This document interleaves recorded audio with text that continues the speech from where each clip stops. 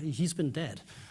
He's very athletic for somebody who's been in the tomb for 4 days. But this is then the way of painting. You idealize your figures at this point, and not least Michelangelo, who did this figure. I'll just return to that in a minute. But just to go back to this idea of interaction, that comes from Raphael. This is Sebastiano emulating Raphael. This is the great Disputa in the Stanza delle Signature, and there's this rhythmic interaction between the figures down here.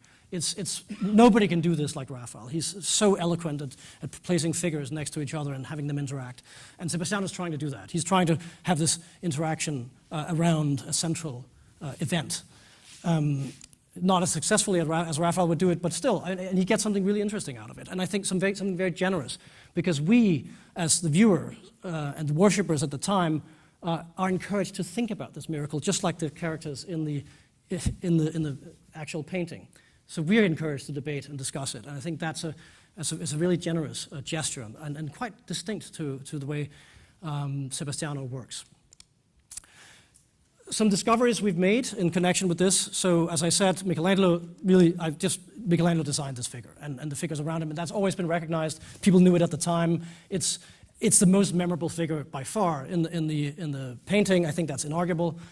And this is really what Michelangelo gives to Sebastiano. He gives him memorable, dynamic figural inventions that he can use.